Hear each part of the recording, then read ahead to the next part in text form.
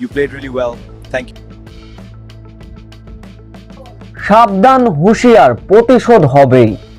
দাপটীয় জয়ে ওপেন ভারতকে এবার হুমকি দিলেন পাক অধিনায়ক। বাংলাদেশের অপমানের বদলা নিয়ে এবার ভারতকে পরবর্তী ম্যাচে হারাবেই। সংবাদ সম্মেলনে ভারতকে হুমকি দিয়ে ম্যাচ জয়ের পরে যা বলল পাক অধিনায়ক। কঠিন সমীকরণের সামনে দাঁড়িয়েছিল পাকিস্তান। ইউএস এর 4 পয়েন্ট, পাকিস্তানেরও 4 পয়েন্ট। নামিবিয়ার বিপক্ষে জয় পেলেই তবেই কিনা হবে সুপার 8।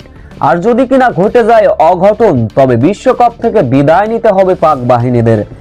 এমন সমীকরণে মুখোমুখি নামিবিয়ার। শুরুতে অবশ্য ব্যাটিং করতে নামলো পাকিস্তান ক্রিকেট দল, যেখানে সাহেবজাদা ফারহানের দুর্দান্ত 100। শেষ পর্যন্ত দলীয় অধিনায়ক সালমান আগার 38 এবং ফারহানের 58 বলে 100 রানের ইনিংসে ভর করে নির্ধারিত 20 ওভার আর 3 উইকেট হারিয়ে নামিবিয়াকে 200 রানের মহা লক্ষ্য ছুড়ে দেয় পাকিস্তান। এই লক্ষ্য তাড়া করতে নেমে ব্যাটিং এর মতো বোলিং এ দুর্দান্ত পারফরমেন্স করলো পাকিস্তানের নওয়াজ থেকে মিরাজ সাদাব খানরা। একের পর এক উইকেট তুলে নিয়েছিল নামিবিয়ানদের। 13.1 বলে 81 রানে 6 উইকেট হারিয়েছিল নামিবিয়া। রান রেটের দিকে তাকালে দেখা যাবে প্রায় 18 থেকে 19 করে করতে হবে নামিবিয়াদের যদি জিততে হয় পরবর্তী ওভারগুলোতে। তবে শেষ পর্যন্ত পাকিস্তানের নিয়ন্ত্রিত বোলিংয়ে কিছুটা ব্যবধান কমিয়েছিল শুধুমাত্র নামিবিয়া।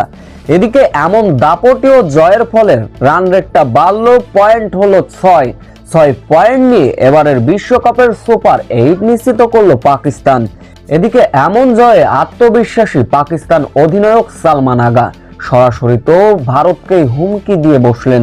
সুপার 8-এ আবারও মুখোমুখি হবে ভারত পাকিস্তান। তিনি সরাসরি বললেন, প্রথমবার পারেনি, অবশ্যই বাংলাদেশের অপমানের বদলা নিব। সুপার 8-এ আমরা স্বপ্ন দেখছি ভারতকে হারাবো। সো ভিউয়ার্স, আপনাদের কি মতামত?